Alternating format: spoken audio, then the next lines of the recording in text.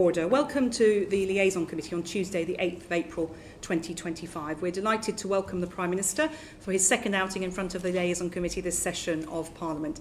Welcome, Prime Minister, and thank you for your time today. Not at all.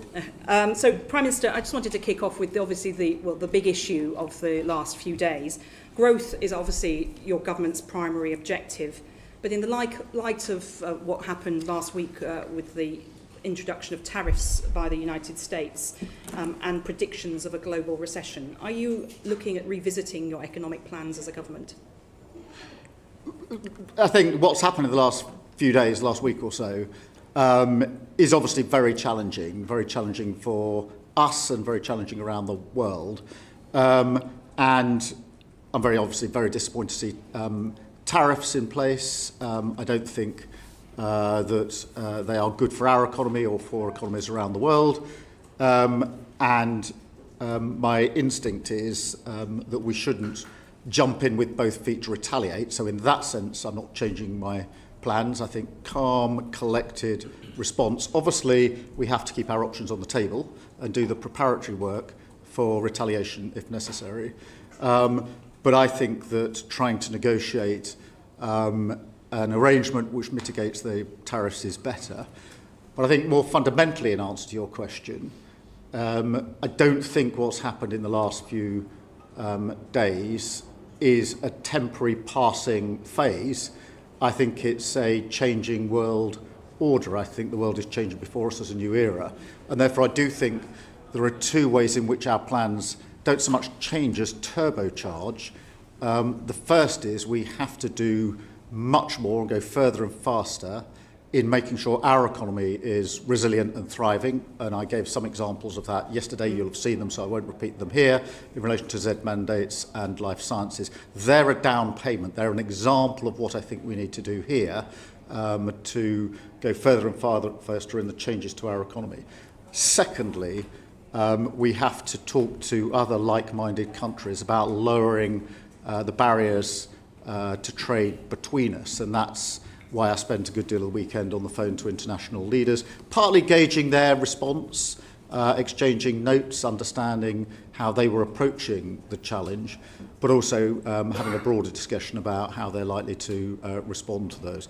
So the plan, the priority of growth doesn't change, the fundamentals don't change, but in two respects, which is turbocharging the changes we need in our economy. Yes, that needs to go further and faster. I'm absolutely clear about that. And secondly, lowering barriers to trade with other countries.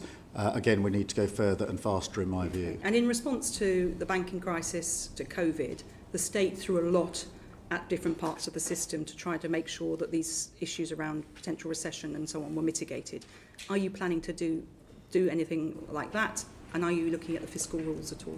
Well, some of the support that we put in is more in the nature of breaking down the barriers that are in the way. And I think the state can and should do much more of that. So, for example, yesterday on the Z mandate, it was introducing a degree of flexibility rather than putting money behind something.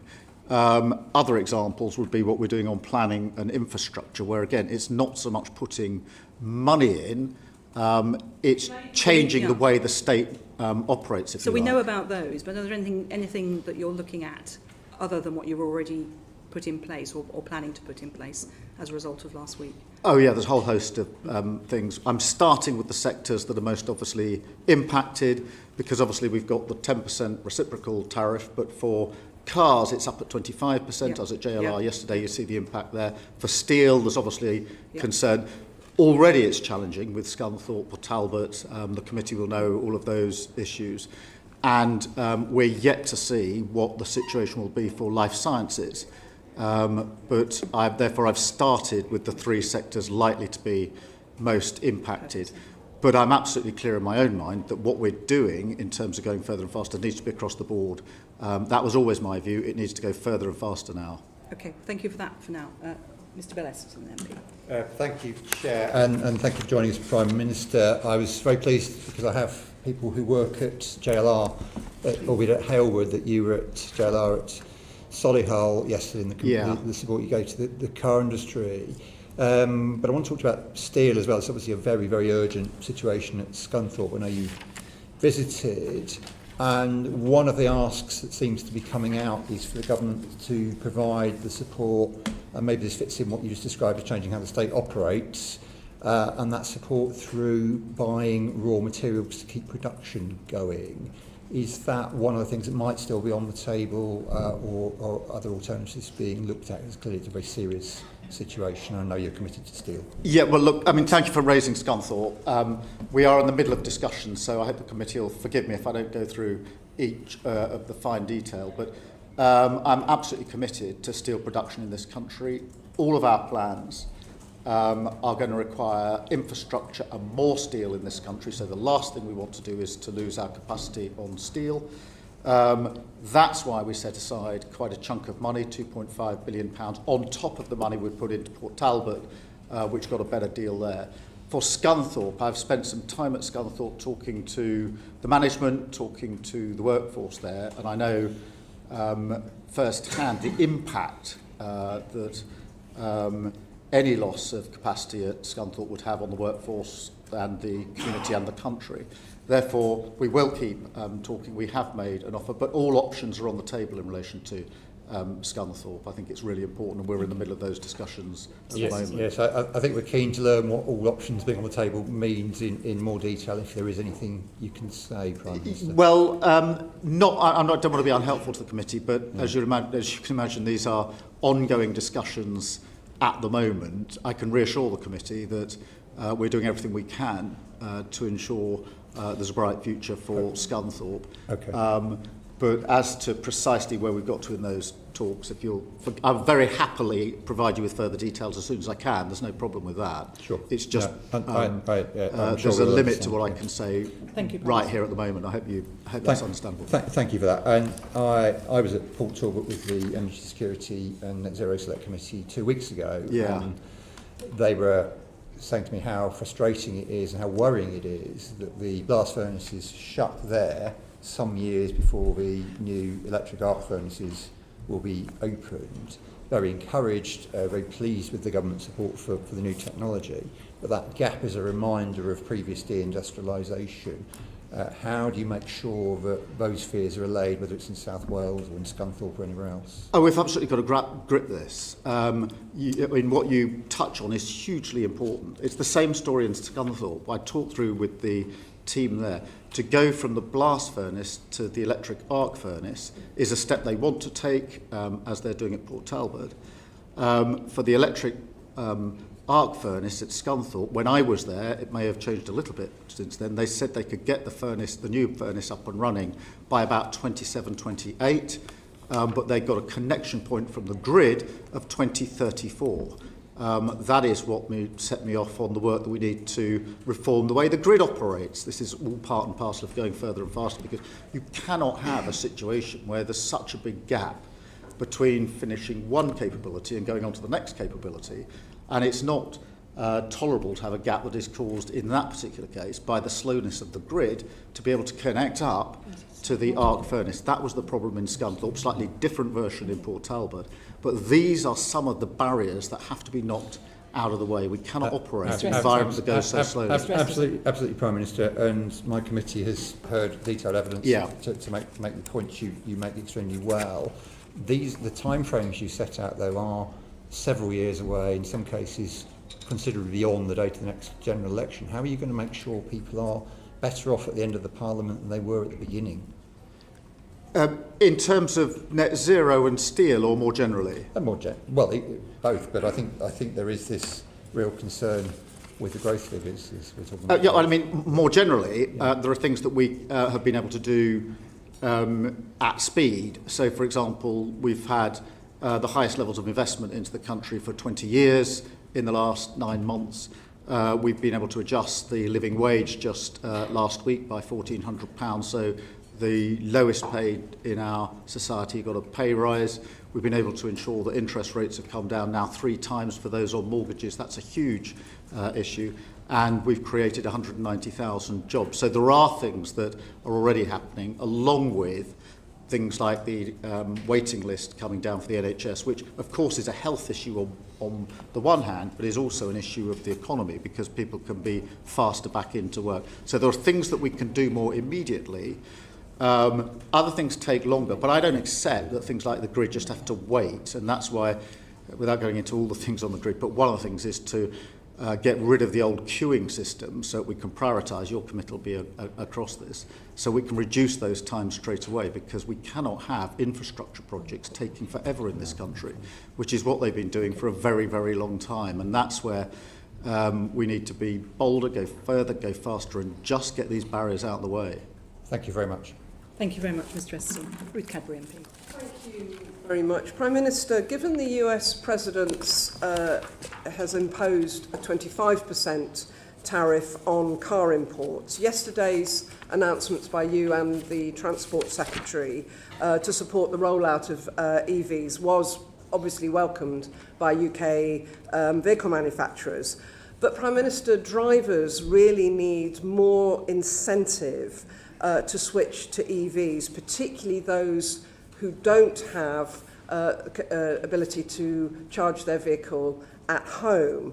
So, and in the UK, we've got geographically very weak infrastructure, very poor level of charging points outside of London and the southeast, and also the price differential to charge.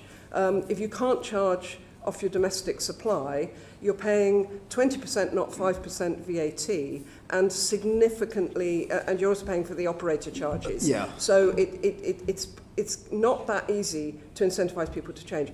Is the Prime Minister and the government looking at this? And do you have any specific thoughts? Yeah, thank you for raising that, because I think it's a really important point. I think there are a number of things that need to be done. The two things that I think that impact people most in their decision whether to swap to an electric vehicle or not are, first, the crossover price.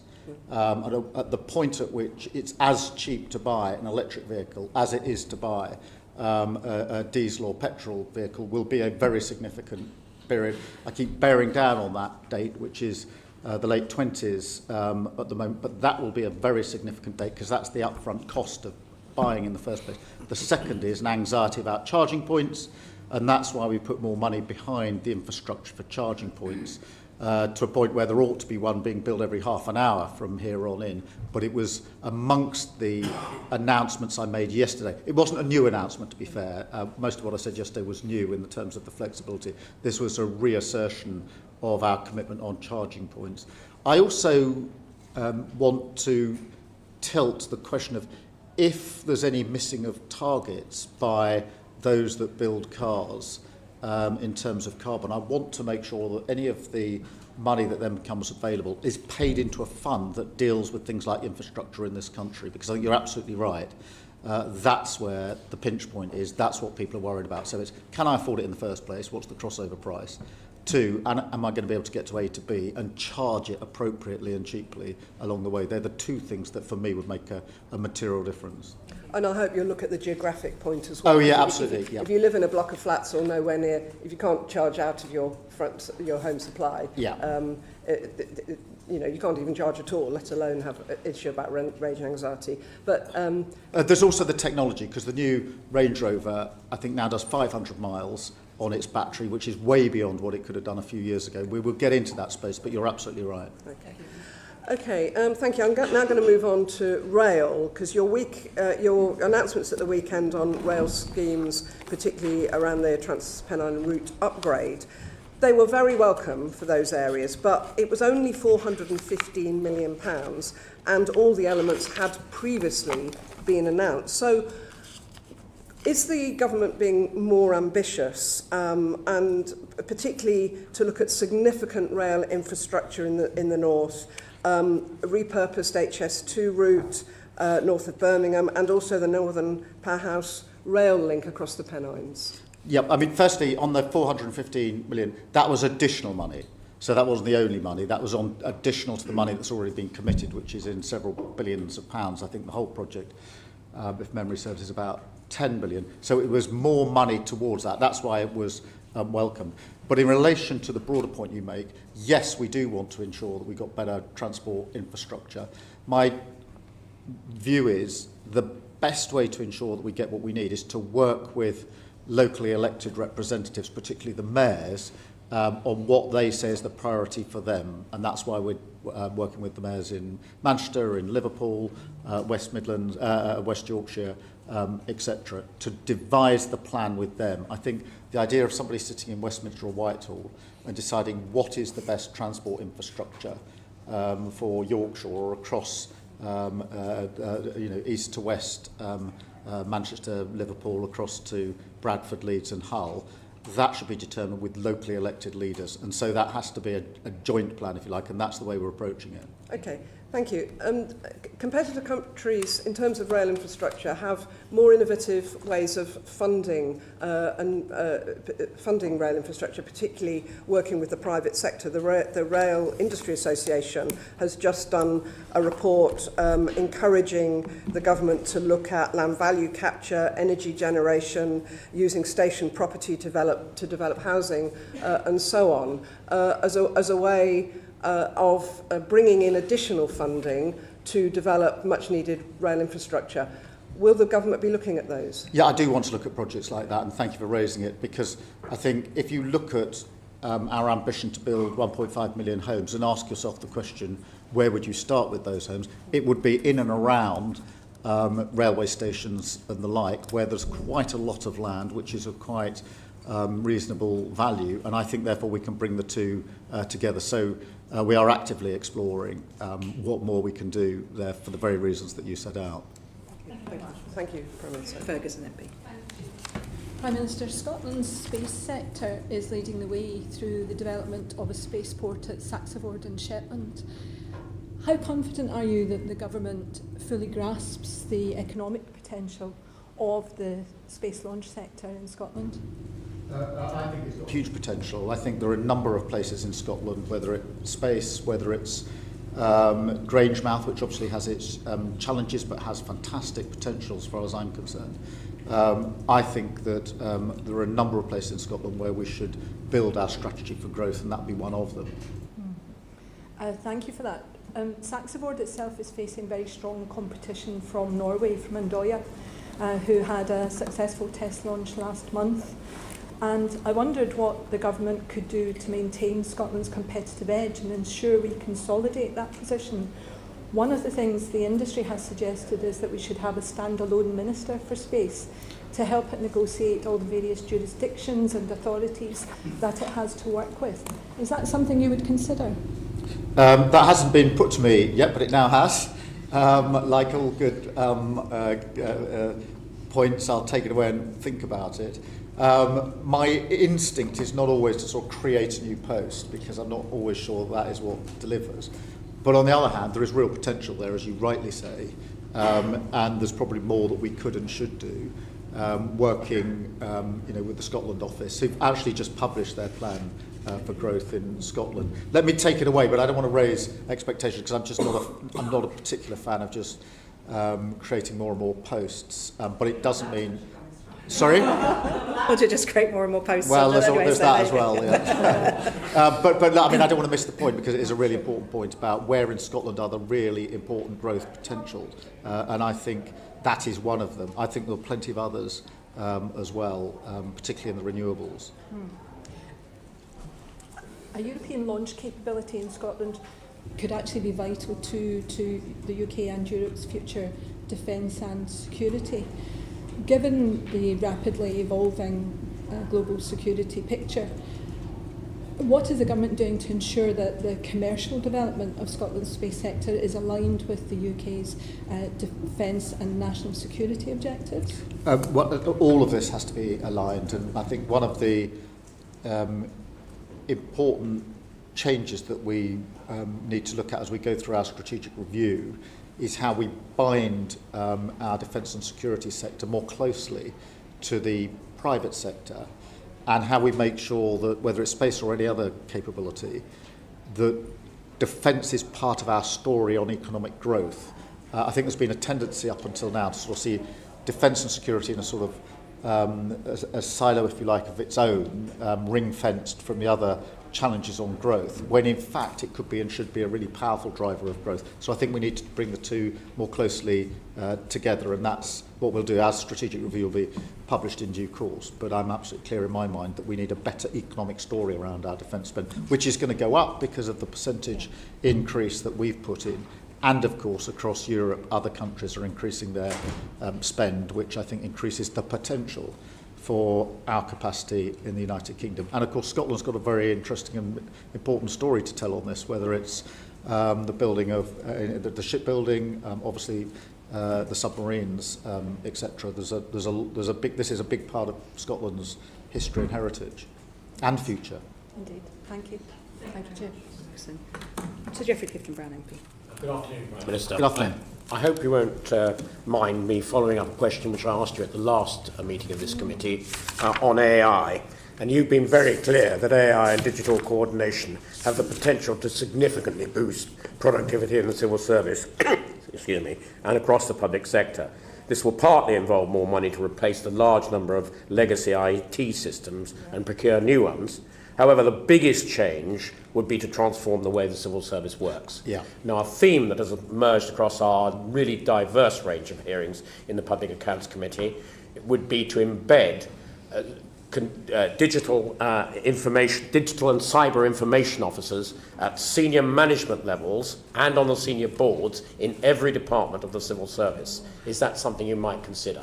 Yes, I think it's really vital, and we want to double the number of civil servants working in data and digital roles by 2030, so increase the volume. There will be, incentives for that. We've got 2,000 tech track apprentices in place for that very reason. I think this can be transformative, not just to the services that are externally delivered, but as you say, to the heart of government in relation to some of the tasks that are being done. And I'm certainly pushing this forward from the centre, if you like. I think this sort of transformation only really happens if Number 10 is absolutely full square behind it. And so I'm personally pushing this all of the time, because I think this will be transformative of what we can do, how we can do it, and it releases individuals to be more human. If the AI does the bits like the collation of information, I mean, for example, on planning, we think we can use AI to collate a lot of the available information, put it into the right format, so the decision maker can use their professional judgment and spend more time on that than on the task of collating the information. Same for probation officers, who obviously have to record all of their decisions and exchanges, but collate that using AI and then let the professional use their time to make the professional judgment. So I think this is going to be a game changer if we can get it right, and we need to push it through. Just to follow that up, in our enthusiasm for AI, we have to make sure that it's ethically acceptable too. Yep. We had a hearing with the DWP where 2 bits of AI had to be dropped because they would be deemed to be discriminatory against certain claimants. Yeah. So can we bear that in mind as well? Absolutely, and I mean, there are huge opportunities and risks, and we need to marry the two. In the end, I think your stance matters. Are you sort of forward-leaning, seeing the opportunity, or are you sort of leaning back, seeing the risk and not wanting to move? I'm in the first camp, but I absolutely accept that's got to be within a framework that means AI can be used for good purpose and safely. And I believe it can, but we need to bear that in mind all the time. Thank you very much, Sir Geoffrey. Prime Minister, earlier you talked about breaking down the barriers, and one of the things that you've driven is a desire to reduce regulation. How much do you think that you're going to get tangibly in terms of economic growth by reducing the number of regulators we have, and how are you going to balance that with consumer interests and safety and other important aspects? I think there's a large chunk of growth we can get by stripping away regulation. You'll be astonished at how many regulators and regulatory bodies that we've put in place over the years. Yes, I spend a lot of time looking at them. Yeah, and my own sense is. But what tangible benefit? I mean, it's stripping them away, but then there's a risk, isn't there, to consumers? And what can you give us an example of where you'll see actual growth as a result of reducing just the speed of regulation? decision making. As soon as you've got a regulator in place, you can bet your bottom dollar there's got to be a consultation with X, Y and Z before a decision can be made. That then takes forever. There's a deadline that's breached and nobody wants to do anything about it because you might come up against the regulator. And the sort of priorities of the regulator aren't necessarily aligned with what the government's trying to achieve. So there's a huge amount of work to do there. I'm not saying there should never be any checks and balances, of course I'm not. But what I think's happened over the years, which is perhaps understandable, is every time there's been anything that's gone wrong in government, the instinct of successive governments has been, let's put an arm's length body, a regulator, a check and balance, a consultation in place, to a point where now all of us, myself included, are pretty frustrated that when we want to get something done, it is taking far too long. I mean, planning would be the classic example of that, which is why we're putting through the Planning and Infrastructure Bill. And in answer to your question on growth, that is the single biggest non-fiscal matter that's ever been scored by the OBR. So they're very clear about the growth potential of getting rid of that element of regulation. Okay, and so in your mission boards will be looking at this. Will you pledge to publish the minutes of those mission boards so we can watch what you're doing in this area and the other areas we're discussing? Well, let me go away and have a think about that, because I don't want to make a commitment that I can't keep. I mean, that is a place in confidence where I push hard my teams as to what they're doing. It's where ideas come to the table. But I think I'll take away the challenge you're putting to me, It's which just is how can we make this more transparent? But I don't want to sort of say yes to the committee. But in the drive and for make a growth, are committee. you mindful of consumers and the protections that regulators bring in? For instance, I mean, you know, the state of our waterways, if without regulation, goodness knows what they'd be like. I'm sure you can't support. Yeah, but I don't think regulation is the only issue for our waterways. But look, I mean, the challenge you're putting to me is, let me go away and just think about how we can respond appropriately to what you're putting to me about transparency. But what I don't want to do is to make a commitment here that in the end doesn't work very well. Thank you for your thoughts on regulation. Debbie Abrahams. And good afternoon, Prime Minister. My questions are going to be on the Pathways to Work Green Paper. I think most people accept the need to reform our social security system, but also in terms of transforming, the need to transform our labour market to enable disabled people to flourish within it. But based on the evidence of similar disability benefit cuts, for example, in 2017, the work-related activity component of employment and support allowance, we saw that, unfortunately, there wasn't the deliverance of increased jobs for sick and disabled people. And in fact, we saw an increase in mental health issues and 28,000 sick and disabled people pushed into severe poverty. So how are we going to ensure that in terms of the reforms that are proposed in the Green Paper, that we won't push more sick and disabled people into poverty and further away from the labour market? Well, I think firstly we need to learn the lessons, as you rightly point out, from the past, where proposals were put into place which in the end didn't achieve the desired end. I don't think that means that nothing can ever work. I don't accept that for a minute. And I'm very struck by the additional number of people that are now not in work. And I do think that the measures we put in place, the right to try work, for example, I genuinely think could make a huge difference. I've seen many examples, you yourself will have as well, of people who would like to take the step into work but are worried that if they do and they fail, then they won't get the work and they won't have the benefit at the end of the exercise. I've seen pilots of this that I've gone to look at myself, where some firms have voluntarily said, we'll do a sort of right to try scheme. And to my mind, and the evidence I saw in front of me, they worked pretty well. Not every case, I would admit, but they worked pretty well. And we need to go through each of the measures with that approach, checking it against delivery. But I am convinced that some of these can make a material difference, including the right to try work and the support we're going to put to people who want to get into work. Thank you, Chair.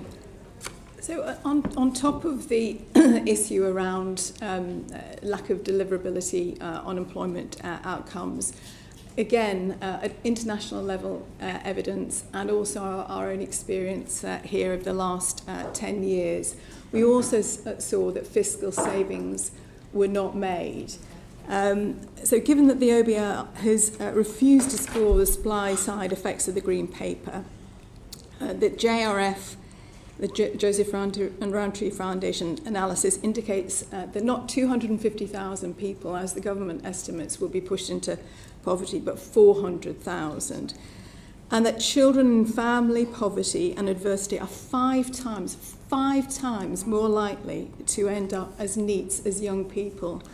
What needs to happen to ensure that the Green Paper addresses the root causes of this poverty and adversity rather than adds to them?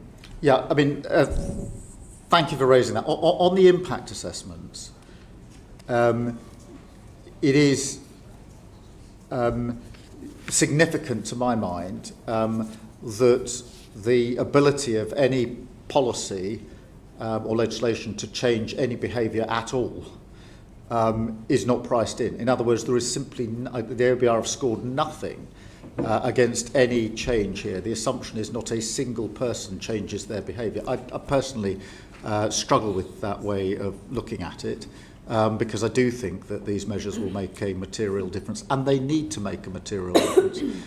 You talk about NEETs, and I'm very worried about the 1 in 8 young people who is currently not earning or learning, because there's a pattern here of young people who were caught, in my view, in the sort of COVID years, who've then gone straight into... Can I stop you? I do apologise. I did actually mention NEETs. So there is new evidence that shows that it is child poverty and family adversity that are the key drivers of this. COVID does play a part, and particularly for countries like ours, countries like the US, which have a particularly bad experience of COVID. But it is, as I say, this is peer-reviewed evidence that is showing that it is poverty and family adversity that are the key drivers around this. So how are we going to make sure that we don't make that worse by pushing more families into poverty prematurely? So, or at all. Yeah.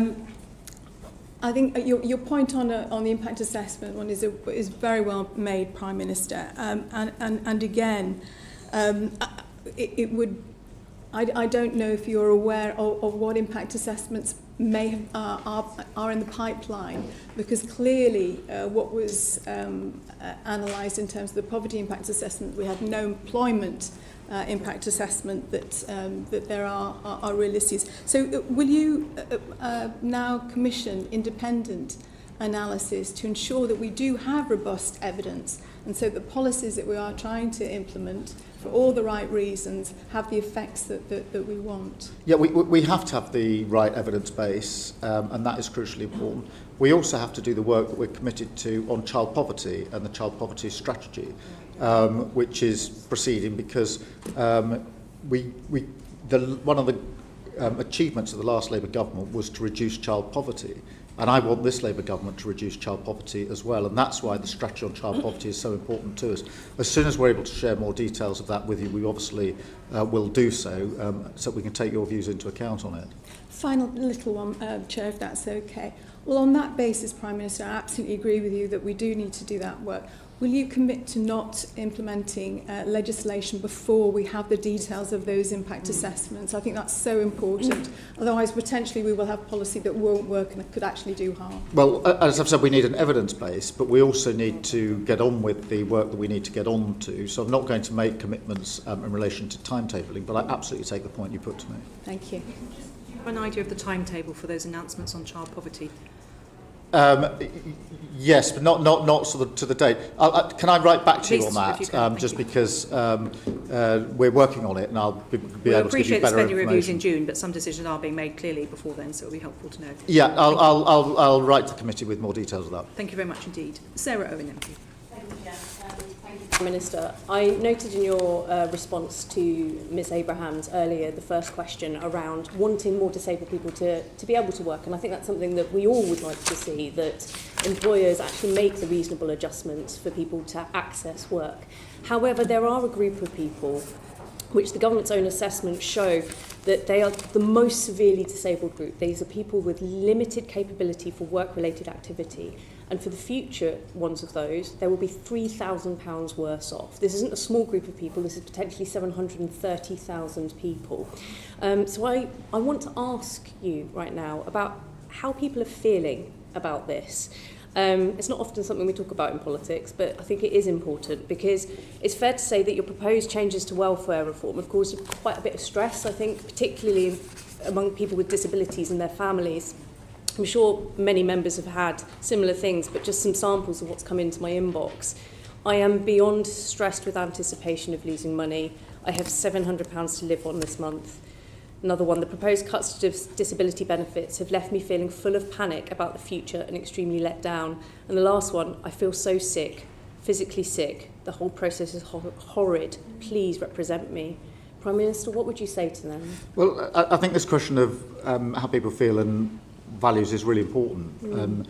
And that's why sort of standing back from the technicalities of any changes, the guiding principles are really important, which is those people that do need support and protection should get support and protection. Those that want to bridge into work should be supported by the government to bridge into work. At the moment, my own analysis is that pretty well all of the rules make it harder for people to get into work, not easier for them to get into work. But equally, those that can work should work. And we need to just apply those principles to the work that we are doing as we go along. Prime Minister, my question was specifically about the people that are very unlikely to ever be able to work, the most severely disabled, of which in future there will be £3,000 worse off. And I just wanted to ask how you're working with the disabilities charities and organisations for which none of them that I can see have welcomed these plans. And I just wondered, I know that we're going through a consultation period. Yeah. And I wanted to ask whether this is a consultation period on the policy itself or the impact of this policy, because I think that is very different. Will this consultation period actually alter or be able to change or perhaps bring people together on this in a way that we haven't been so far? Well, I do want to bring people together on this, and it's very important we take different views into account. It's also important for people who have disabilities, which means they can never work, that they're not constantly reassessed, because certainly that's something I've picked up as a constant cause of anxiety, and that's why I personally think we should be doing more protection, a premium for those that are in the most severe category and never going to be able to work, and also relieve them of the pressure of being reassessed when we know that the reassessment isn't going to make any material difference. So I do think there are things that we can do that will reform the system for the better, and certainly we need to take views into account in relation to that. Okay, and we all agree that we do want to see people and more people into work, but I just wanted to ask why it is that the government have looked at disabled people first. One of my inquiries from my committee was around medical misogyny, and people missing work due to heavy periods, painful periods, endometriosis, fibroids, ovarian cysts cost the UK economy nearly £11 billion every year. That's £11 billion. Would it perhaps not be more effective or just as effective to deal with the crisis in women's health, and what's the plan from the government to tackle that? Well, there's a lot of work going into women's health across the government, and it's very important that we do that as well, and there are bits of guidance and legislation that we are bringing forward, so it is very important that we bear down on that for all the reasons that you've said. Prime Minister, it can take around average for a woman to be diagnosed, only diagnosed alone, 8 to 10 years for endometriosis, one of the most painful, debilitating illnesses there are for women's reproductive selves. And if we are taking 8 to 10 years, that is 8 to 10 years that a woman's potentially out of the workplace, which is why we are seeing the cost of the economy at £11 billion. If we're looking at effective ways to get people into work, perhaps there are other areas that we should be exploring as well. I completely agree with that, and that sort of time frame is just completely unacceptable. We've tasked the Health Secretary with reforming the NHS, and in particular dealing with health inequalities as he does so, because it is an example which is simply unacceptable. It's not capable of justification, and the health service needs to be set up to deal with it, and I think it could and should be. That isn't just about pumping more money in. I do think there are other things that we can do in the health service, but that will be part of the work that the Health Secretary has already been charged with doing, because the example you give is a very bad example, and I'm not going to sit here and pretend that that can be justified, because it can't. Thank you, Prime Minister. Thank you, Chair. Thank you very much. Prime Minister, you were talking about the language being important.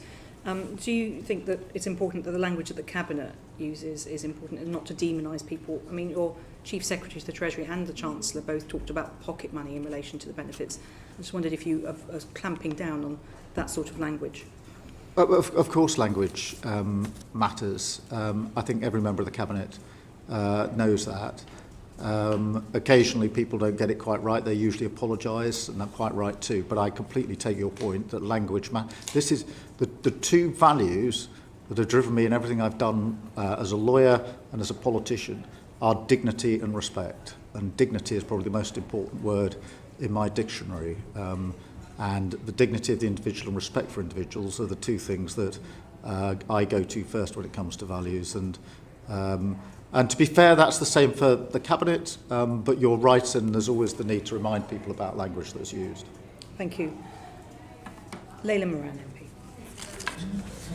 Thank you, Prime Minister. So, following on from the question from Ms Owen in particular, thinking about those with disabilities, we had a round table, the Health and Social Care Committee, in this very room, and almost where I'm sat was a woman who described her experience of NHS and care, and the way she paraphrased it was, the NHS keeps me alive, but social care is what helps me to thrive. So, Prime Minister, how do you see the role of social care in our community and our own economy? Hugely. In its own right, and working alongside the NHS. And I think, like most people, I've long thought we ought to reform it, which is why we've asked Louise Casey to carry out that reform programme and to do it on a cross-party basis. She starts her work this month.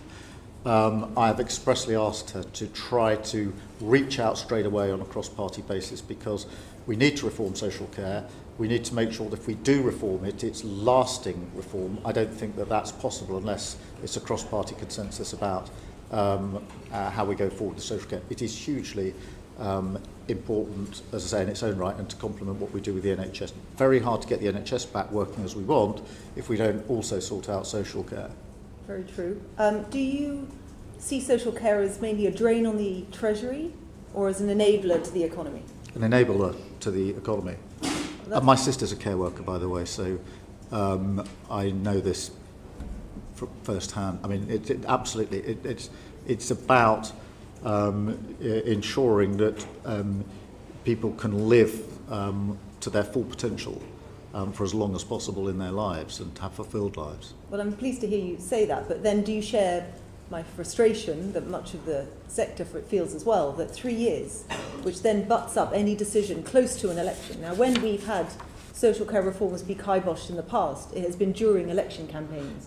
Surely the way to solve this would be to get this done and dusted during this Parliament, not kick it into the long grass, so that it can then be kiboshed at the next election. Yeah. I mean, firstly, I understand your frustration that this has been pushed down the road too many times. The way I see it is this. One, we need to take time to get it right, and it needs to be cross-party. And Louise Casey is, in my view, the right person on a project like this. I've got huge experience working with Louise Casey. But that shouldn't stop us doing things straight away, to answer your question, which is why we made available £3.7 billion of additional funding for social care authorities in 25-26. That is really important as a sort of first step, and obviously took steps in relation to carers allowance, weekly earnings limit, a fair pay agreement for social for adult social care, hugely important. All the analysis shows that we haven't got a sufficient workforce. It's a fragmented workforce, and that most people leaving social care are leaving social care to go to the NHS because they can get onto an integrated framework for progression, which they don't have. So I think all of those things can be done before we even get to the bigger question.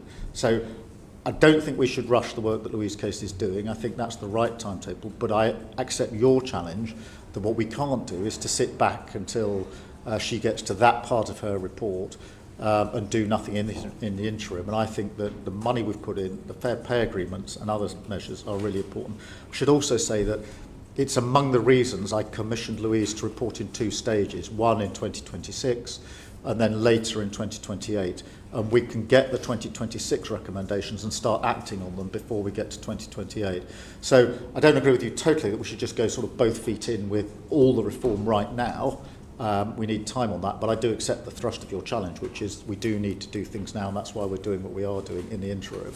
Do you accept that much of that money, in fact, has not been able to get to the front line because of the NICS increases? Well, because social care sits outside. So whilst local authorities have had some money flow down to them, it barely covers the NICS increases for those social care providers. I mean, it's £3.7 billion of additional funding. That's a huge uplift. It's 6.8% in cash terms. But the amount that's going to the independent social care providers is about 800 million to 880 million. Indeed, yeah, to local authorities, which is about the bill for the NICS increase. Well, look, I mean, it's a huge cash terms increase that's which isn't actually going to deliver anything new. It's just going to pay you. Well, it's alongside the work we're doing on carers allowance. It's alongside the work we're doing on fair pay agreements, which I do think will make a material difference. You know, it's a significant amount of additional funding to the funding that was put in before. But do you see when times are quiet, you know, when you know, as you will know, there are quite significant budgetary constraints at the moment. Indeed, and you see the issue here is that we're trying to shift a dial, and the money that you're talking about is always welcome, but it's barely shifting that dial. Do you recognise that there is a cost to not reforming the system as well, both to human costs but also to getting people in work and keeping them in work? Yes, that's why I want to reform the system, absolutely. Because we are currently looking at this as a committee, but are surprised to find that the government has barely looked at it from that lens. So perhaps an undertaking from you to look at it through that lens would help the Treasury to see what you and I clearly both see, which is that social care is worth investing in. Yeah, I've always approached this on the basis that the health service and social care are important for physical, mental health and the support that people need throughout their lives, but they're also hugely important to the economy. For reasons we just rehearsed in other answers, but the obvious, which is the longer people are unable to go back into work if that's what they want to do, the worse it is for them economically and for our economy more generally. So the two go together. And when we set out our plan for change, the number one mission was economic growth, but all the others, to my mind, ladder up to that, including what we're doing on health and social care. Thank you. And just one final slight about turn. We have heard a lot of the conversation about tariffs, and you'll know in the past President Trump's approach to our NHS when it came to UK-US trade negotiations. He had his eye firmly on parts of the NHS. Now, you've said publicly that nothing is off the table. Does that include everything to do with the NHS, which includes drug patents, negotiated prices for medicines, and market access for US companies? Well, I've been very protective of the approach we take the NHS in any dealings with any other country, because it is our greatest asset and we are not trading it away. And that's the approach that I take here. Including all the areas I've just mentioned? Well, you know, including, you know, the data that we hold, which is private information. It must be held securely. I do think there's work we can do on what use we make of that data, not so much in trade agreements, but right here in the United Kingdom in terms of advancing our own understanding of medicines and preventative measures. But I take a protective approach when it comes to the NHS. Thank you. Chair. Prime Minister, it seemed when you were responding to Ms Moran's questions about the Casey review that you're indicating that there's going to be some announcement or change introduced in 2026 in relation to social care. Did I hear you right? You did, and I'm just checking my notes because what the timetable we've set is for the report to be in, or for her work to be in two parts. And the first part is 2026, the second is 2028. And it's just double check you those. seem to indicate that you'd be moving faster on that first part in response to Ms. Moran. Is that right? Yes. Yeah, I mean, Louise is starting her work this month. I've asked her to do her work in two stages. The second of the stages is what are the major reforms that are needed and therefore the cross-party work that needs to be done. The first part is what are the deliverable changes that we can do right here, right now, without waiting for the wider reform. Yep, right. I'm as sure as I can be, but I can't find the right page of my note, that's 2026. So I'm going to go for 2026. For the first part of the report. Well, if I'm wrong about that, I will write to you straight away. But it is to deal with this point, which is a good point, which is let's not just wait till 2028 and get towards an election and find there are problems along the way. Let's bank some of these changes as we go forward. And that's why I split it into two parts, so that we will get part one as a foundational stone to build on. And also, in the exchange, you were talking about the national insurance contributions, particularly to support care workers, but local authorities and others are not getting enough extra money to pay for those employer national insurance contributions, so it's coming out of their core budget. Are you going to revisit that at all? Well, as I say, social care?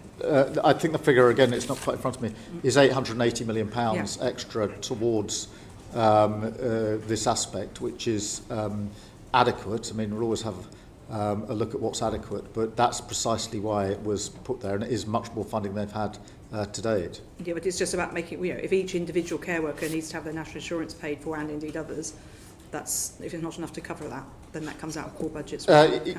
Yes, I mean, but it's additional money that's been put in,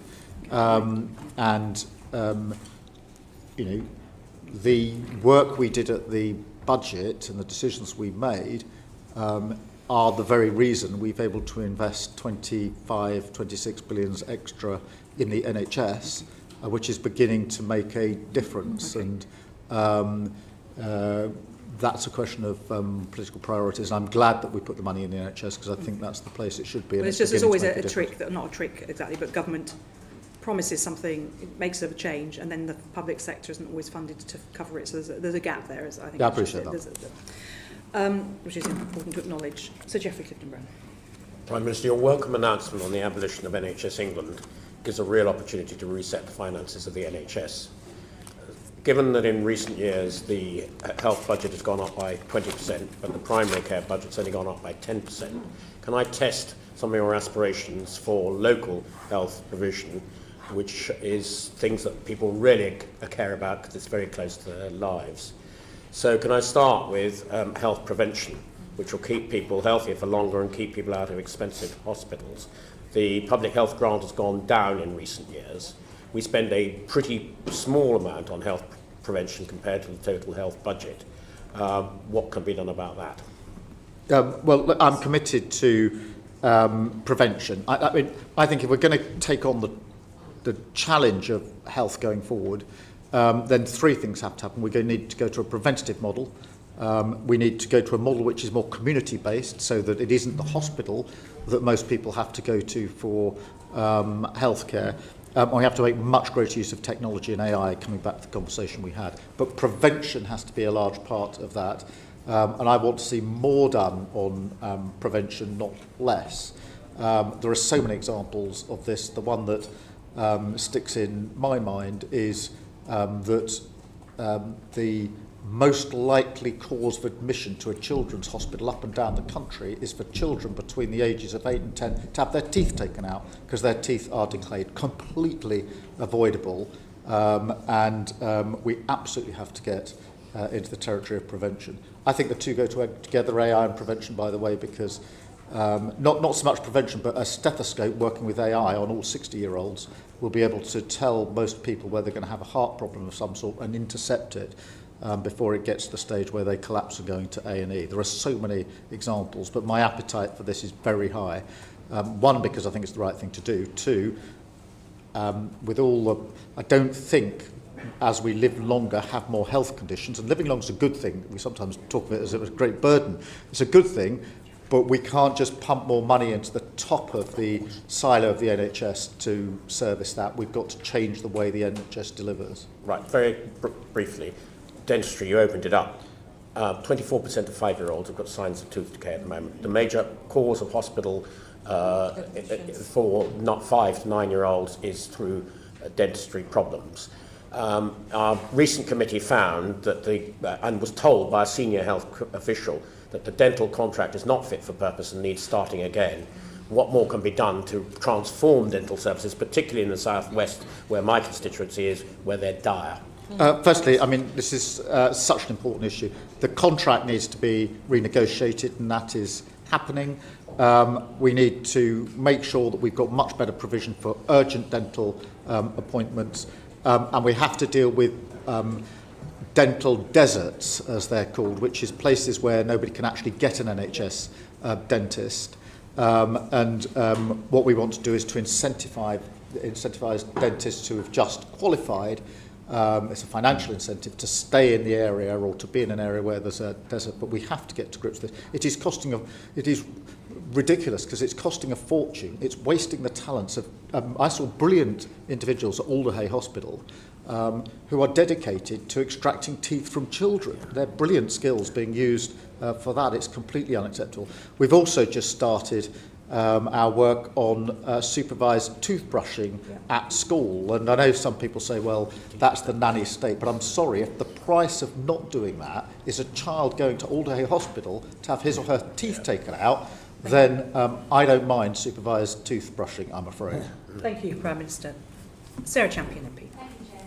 Hello, Prime Minister. You know that defence and foreign aid go hand in hand in preventing conflicts and dealing with humanitarian crisis. So now that you've slashed the aid budget, I'm interested, who do you think is safer in the world?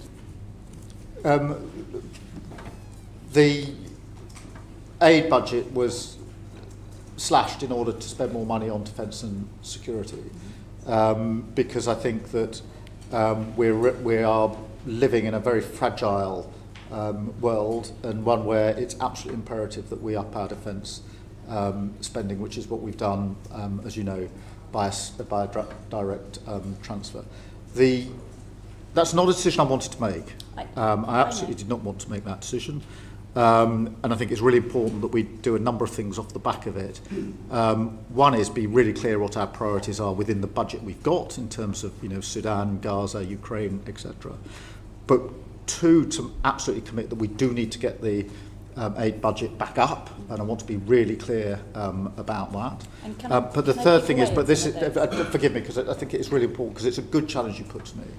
I don't think we can sit back as a government and say that until we can get the aid budget back up again, we don't do anything. And that's why I've had active discussions with the World Bank, other institutions, other countries, and the private sector about how we can leverage aid financing in a different way using the private sector, how we can better coordinate and cooperate with other countries. You will know this firsthand, but the amount of money that goes into some countries or capacity and not into other countries.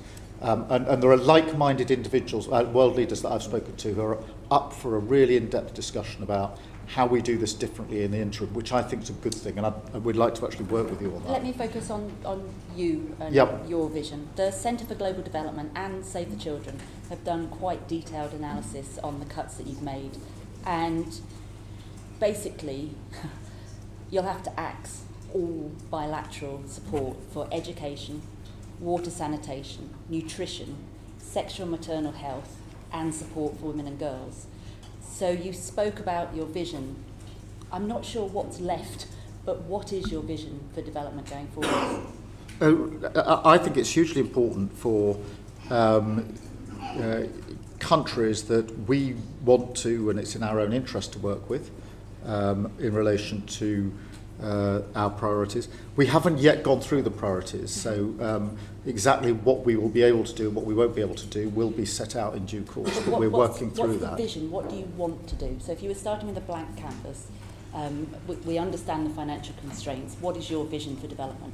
Well, a healthier, thriving world where we reduce conflict and tension and corruption and ill health is the intention. Obviously, what I have to do is to balance that within the resource that we've got. and at the same time recognise that we're in a new era when it comes to defence and security in Europe. When I say we're in a new era for defence and security, that isn't just words. That is and I think around the country people really understand we're in a much more volatile position we've been in for a long time. Old assumptions about our defence and security, which have kept the peace for 80 years, are not as solid as they once appeared, and it is my job to ensure my number one responsibility is the security and safety of this country. And I firmly believe the only way to do that is to ensure that NATO, which has been the cornerstone of that for 80 years, is the cornerstone for decades to come. The only way to ensure that that's the case is to ensure the European element of defence and security is rebalanced against the US to ensure that strategically we ensure that NATO lasts for many, many years to come. And that's why I've given it such a priority, because it is, we're at a very important point in our histories, in my view. Thank you. Another cornerstone, I would argue, Prime Minister, is international law. I'm not a lawyer, but it feels to many that Israel is acting without any accountability towards international law. You are a lawyer and our Prime Minister, so can you please tell us how the UK will comply with the International Court of Justice's legal opinion on Israel's illegal occupation of Palestine? And can you outline how the UK will implement our legal obligations under the UN General Assembly resolution? Yeah, look, I mean, I was an international lawyer. I think that marks me down, not up. But of course I believe in international law, and I accept it underpins everything we do bilaterally and multilaterally. So what are we doing to hold countries to account? Sorry? What are we doing to hold countries to account? We are members of various courts and institutions, and that is one way of holding countries to account. But we also hold countries to account bilaterally in the discussions that we have at whatever level, whether that's leader to leader, whether that's foreign secretary to foreign secretary. We are critical of Russia as the aggressor in Ukraine because it's in breach of the UN Charter. That is a rules-based system. It is the basis of our criticism. It's the reason that almost all allies across the world, particularly in Europe, are putting in the amount of money they are, because Russia is the aggressor, and it's a rules-based system. And Israel and the occupation of Palestine? Well, again, I think the occupation is unlawful. We've said that, or that's been long-standing government policy. In fact, in fairness, the last government as well. We are members of the international institutions. I've spoken to many humanitarian workers around the world who feel that Israel isn't being held to account, particularly when it comes to international humanitarian law. So will we be pushing for an inquiry into the 15 humanitarian workers that were killed on the 23rd? Oh, I mean, there's got to be an investigation into that. And we have to be absolutely clear that we're not just talking about that isolated incident. There hasn't been enough aid getting into Gaza at speed and at pace for a very long time. The resumption of hostilities is the wrong thing, in my view. We need to get back to a ceasefire. We need to get aid in. We need to get the hostages out. And we need to put our foot in the door for a process, however remote it may seem today, towards a two-state solution, which is, to my view, the only way of guaranteeing peace in the long term. And I do appreciate that may seem a long way off at the moment. My final question, if I may. I'm interested that you've decoupled aid from the ODA commitments. If the Chancellor's right and GNI goes up, and indeed if the Home Office is right and they're able to get down the refugees who are in hotels in this country, will the aid budget go up as a consequence of this? Well, firstly, I'm absolutely determined to get the hotel bill down wherever it falls, and it shouldn't be falling where it's falling at the moment. Exactly. So it needs to come down. It shouldn't fall where it's falling. I'm not going to make a commitment to exactly what path we'll take to get aid spending back up again, but I can tell you that that's what I want to do, because I do believe in what we've done with our aid and development for many years, and therefore that is where we want to get back to. But I don't want to wait until we get to that point. I want to act now to find other ways of doing what we need to do on aid and development with other partners, partner countries, the private sector and institutions. And there's an appetite for this because other countries are in the same position as us when it comes to budgetary constraints, so they want this discussion. Thank you. Thank you very much, Thank Prime you. Minister. Thank you. Tandesi MP. Thank you, Chair. Good afternoon, Prime Minister. Since Putin's illegal invasion of Ukraine and the thousands of North Korean troops that came to help Russia invade Ukraine, now President Zelensky has confirmed that 2 Chinese citizens have been captured by Ukraine's military fighting for Russia. What would your message be to the Chinese president?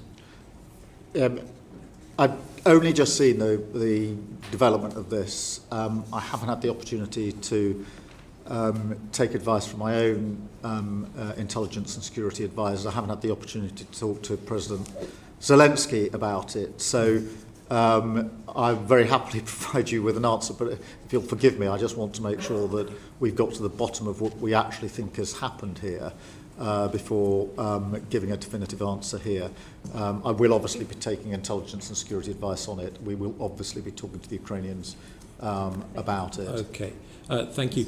Since you last appeared before the committee, Prime Minister, there's a new administration now in the White House with very different defence and economic priorities, which has certainly disrupted the status quo and has considerable defence and national security implications for our country. Now, you recently announced an increase in defence spending, but given the raised real threats that we as a nation face, will that be enough, especially given the geopolitical earthquake, with the US effectively saying that European nations, more or less, have to fend for themselves? Well, let me unpack that because there's 2 or 3 strands to it, all of which are important. Firstly, the commitment to 2.5% by 27-28 is the highest sustained increase since the Cold War, so it is a significant increase in spending, and then on to 3% in the next Parliament in accordance with fiscal circumstances and, of course, general circumstances. I do think that's the adequate response at the moment, but in relation to the second part of your question, I think it is right that Europe hasn't done enough in its own security and defence for some time. I don't think it's just this President of America that's said that. Previous presidents have said that. I don't see that. I accept that challenge. I think particularly in the circumstances we're in, we need to rise to that challenge. I think this moment's been coming since Russian tanks went across the border into Ukraine just over 3 years ago. And it's important that we've now acted. I do not see that as an argument for Europe to, as it were, go it alone in its own collective self-defence and decouple from the US. I strongly believe that we've had 80 years of peace in Europe because of the alliance with the US and because of NATO. I think our task now is to ensure that we lock that alliance in for the future. That means that Europe must do more. So we're talking to our European partners about that. In direct answer to your question, is 2.5 enough? I think there are lessons from Ukraine we need to learn with our European partners. One is better coordination of our capabilities, because many European allies have made capability available to Ukraine, but actually it's not been as easy as you might think for Ukraine to make the best use of that capability because we haven't coordinated in the past in what we're doing. And we need to think carefully about how, if we're all increasing defence spending, we do that as a group of countries in the most effective way. That's a live discussion that's going on at the moment, which goes beyond the pure question of percentages. Good. Prime Minister, we of course need to work with our allies, especially in Europe, and you have done a great deal of work with respect to that. But what have you done to ensure that UK defence companies are not elbowed out of the EU's 150 billion euro defence fund and subsequent contracts? Well, firstly, we should welcome the Defence Fund. That is a significant step forward by the EU and, to my mind, some real leadership on that issue. As you know, third countries are not locked out of it. It depends on defence and security arrangements with the EU, and therefore I do think there is a way for us to work with the EU on this issue. So I've welcomed it. I want to work with the EU on it. It is very important that our defence companies are involved. We've got some of the best capability in this country, and we need to ensure that they're able to be an essential element of this. Yeah, well, look, we are definitely at a very pivotal moment for our collective defence and security in our continent. But do you agree that now is not the time for European nations to be prioritising fisheries over defence, and that now is a time for unity and solidarity? Now you're tempting me to get into it. I think that we can have a much better relationship with our EU partners on defence, on security, on energy, on trade and our economy, and I'm determined that we will be ambitious in what we're trying to seek. Of course, there are issues such as fisheries, which are important to any discussions. They necessarily, because of the nature of the agreement that was signed by Boris Johnson, that you have to visit this periodically in any event. But one of the things I said at the beginning of this process was that I think the best way to make progress in our discussions is not to do it through what I call megaphone diplomacy, where we all go to the papers or the media and shout about things that may or may not be frustrating. So I do think we can make some real progress on these issues, but I'm not going to be tempted into sort of inflammatory language, which will make it harder, not easier. Agreed, without mentioning any nations. But lastly, you've done a great deal of work on the International Reassurance Force, a coalition of the willing. Now, how many British forces will be involved in that, and will there be a US backstop? Well, the way that we've taken it forward with the Coalition of the Willing is to create the political momentum through the countries that meet at leader level around the table. And Emmanuel Macron and I are sort of bringing that together and doing what we can to provide the sort of leadership to that political grouping. We've then tasked the military side to do the detailed operations on land, air and sea. The stage we've got to now is with our senior defence officials working now very closely with the Ukrainians about what that might look like, where it's going to be deployed. Obviously there's a lot of optionality at the moment because we haven't got a deal. We don't know exactly what will be needed, but that's where we've got to. So I can't give you numbers and dates, but it's broken down into various categories, a plan for what we're going to do in the air, a plan for what we can do in the sea, and a plan for on the ground. But the key now is to build that around Ukraine's own capability, so it's not a substitute for it, which is why I've had my team in Ukraine in recent days in that detailed discussion with the Ukrainians and others. Thank you very much, Prime Minister. Chiamura MP. Thank you, Chair. Prime Minister, you have embraced science and technology as drivers of growth. Platform technology and AI are dominated by a small number of US companies. Your Secretary of State for Science and Technology, Peter Kyle, said these companies are so powerful the UK needs to treat them as sovereign states. Is that what you are doing, and how is that reflected in trade talks with the US? Well, they are very powerful companies, many of them based in the US. We are very attractive on AI as well, obviously. We're amongst the top 3 in the world when it comes to AI, with fantastic capability here. And we want to and are working with those sectors wherever they are. In relation to trade talks, obviously, there are questions about the appropriate way to tax digital services, etc. There are questions about how technology impacts with free speech. I've been very clear in my view that we need to have an arrangement for digital tax of some sort. And equally, we need to be pioneers of free speech, which we have been for very many years in this country. But at the same time, we rightly protect under the Online Safety Act, further provisions of which are coming into force pretty quickly. And when it comes to dealing with paedophiles and protecting children, I take a pretty strong line that we take the necessary measures in order to do so. Thank you, Prime Minister.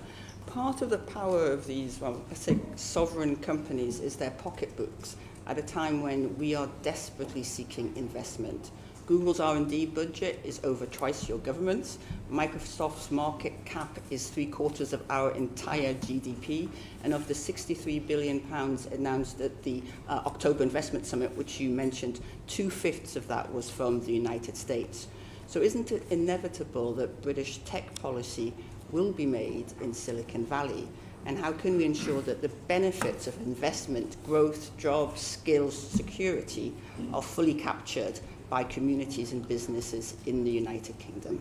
Yeah, I mean, we set out, you'll no doubt have seen the AI Action Plan earlier this year, yes, which sets out how we want to interact with those businesses, with the sector generally. That's been welcomed across the piece in relation to the framework that we put around this. We obviously now need to move that forward. But the investment in terms of the second part of your question, which is how's it felt in communities here, the investment is investment into this country, into data centres. We've set up growth zones for AI. And I think there's huge potential for us in relation to AI. We already have, as we go into this revolution, which undoubtedly will be, we're not starting in the same place as other countries. We are already right up there at the top in our capability with what we've already got in this country. And the individuals that have been leading it for us, who are extraordinary in this country. It's clear, Prime Minister, that we have huge strengths when it comes to AI. I think my question was more around the investment and our sovereignty over the impacts of the investment, given that we do not have control or the funding for that investment, given that those investment decisions are not being made in the UK. But I'd like to. I'll move on now to the summer riots, which followed the misinformation of the terrible Southport attack, and which was amplified by TikTok, Facebook, and X, as well as by Russian bot networks. Now, the Online Safety Act, which you mentioned and which is currently being implemented, does not tackle misinformation, which may be why the tech companies told my committee's inquiry that the Act would not have changed anything. So how is your government addressing misinformation? And will you take action against the algorithms which amplify misinformation and the bot networks which spread it? Well, in relation to the information that was being put online in the immediate aftermath of the Southport murders, the first thing that was important to establish was that where that information incited violence, it was already unlawful. And there was a sense among some people that somehow online was a law-free zone. And I think it's very important that we established the principle that it's not, and therefore where people incite, action can be taken against them. In relation to misinformation, obviously there were provisions that were being argued about here in relation to the Online Safety then Bill, now Act, which didn't make their way into the Act, and we need to look at what we can do. Obviously, gauging what is information, what's misinformation is always difficult to police, and we have to be proportionate about how we do it. The deliberate spreading of false information, disinformation, threatens our security and our democracy. China spends between £8 and £10 billion a year on information operations. Russia spends about half that. What are we spending to counter state-backed online disinformation? And do we have the powers to effectively enforce regulations on global platforms? On state actors, we do bear down on it, and it is amongst the things we look at when we're looking at our security work. As to exactly how much, I don't know off the top of my head what that is, but I'm very happy to write to you or to write to the committee, whichever is appropriate, with more information in relation to that. Thank you. And finally, in a one-word question answer, it's in a changing world, sovereign capability is reassuring, and it ensures that we develop the requisite homegrown skills, but we don't have a sovereign foundational AI capability. Can we defend ourselves without one? Yes or no? Yes, we can. Of course we can. But, you know, we should always be ambitious about what else we can do. Thank you very much. Tonya Antonazzi, MP.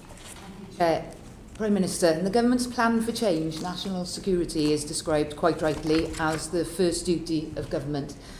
But as you know, defining national security, making judgments about national security isn't always straightforward. For 28 years, the family of Sean Brown has been seeking truth and justice in relation to his murder. The coroner couldn't move on last year, Prime Minister, because material was being withheld on grounds of national security. I've met Mrs. Brown and her daughters. They showed me 56 pages of blocked out text, but not one word on any of them, Prime Minister.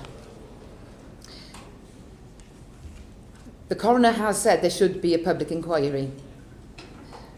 The Chief Constable of the PSNI has also said that this lack of disclosure about offences as serious as murder would simply not be tolerated anywhere in the UK. The court have now told this government twice that a public inquiry is currently the only way for Sean Brown's family, including his 87-year-old widow, to obtain the truth they have waited for. What does the government plan to do? Well, the Secretary of State's been clear that we want to see a full investigation into the murder of Sean Brown. So that's the first position.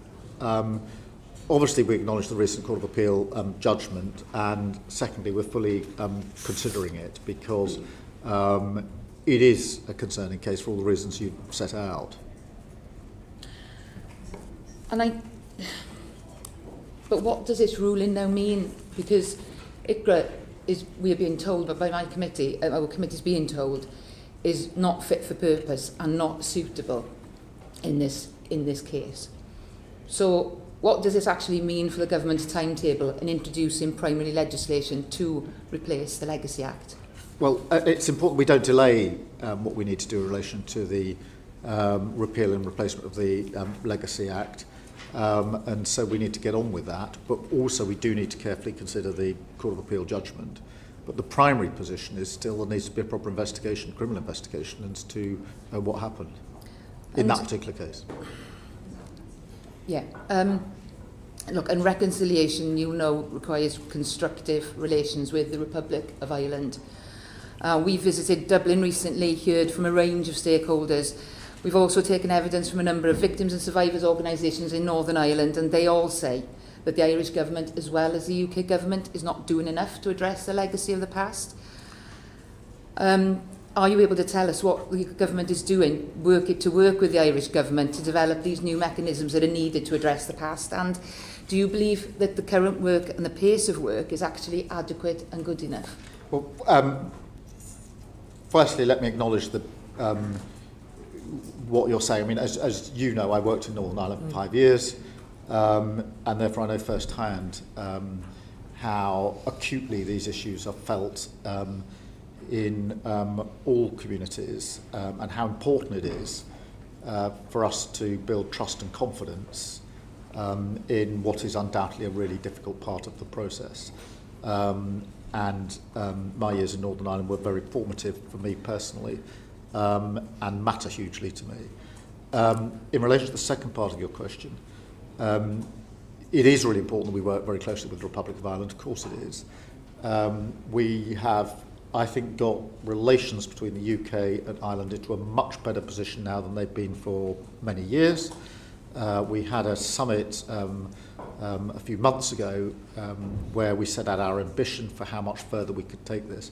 Amongst the things we discussed were this very issue in terms of areas in which we need to work more closely together, and I remain committed to that. Okay, and the Independent Commission on Reconciliation and Information Recovery, ICRA, you know, their remit and structure, do you envisage it changing in the way that the Chief Commissioner, Sir Declan Morgan, seems to advocate, and, you know, which will then include direct participation by the Republic of Ireland? Well, I mean, this is what the Secretary of State for Northern Ireland is currently engaged on.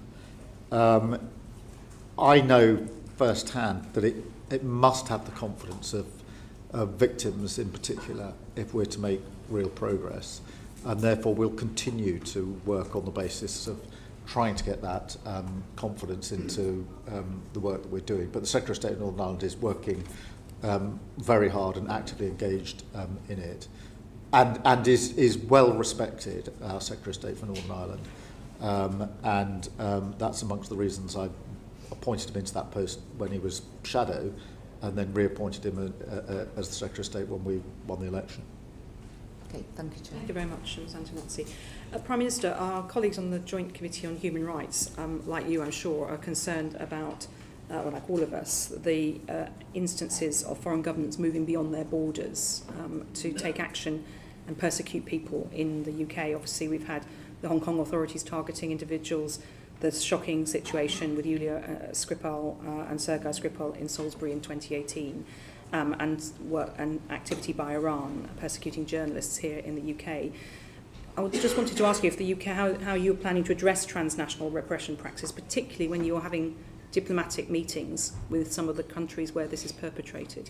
Well, firstly, you highlight a really important issue, which is state action in this country, which is growing, and state-based threats. And we need to be aware that that is growing.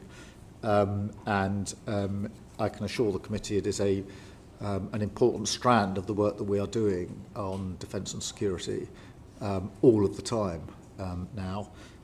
It is constantly raised in international discussions that we have for very obvious reasons, but it is a serious threat. I think we generally underestimate that threat, and it's very important that we're alive to it. And the government is reviewing its approach, or the UK's approach to transnational repression. When are you planning to publish that review? And if you don't know, perhaps you could write to us. I don't know off the top of my head, but I mean, I'll again make sure I find out and send through the details to the committee so that you've got it. Thank you. I think, yes, if you write to us, but also the Joint Committee on Human Rights. Well, yeah, well, I mean, I can either write to you or to them or to both. That's fine. And Prime Minister, you might be aware that this House has hosted members of the UK Youth Parliament yes. in the Chamber. They recently had their annual sitting.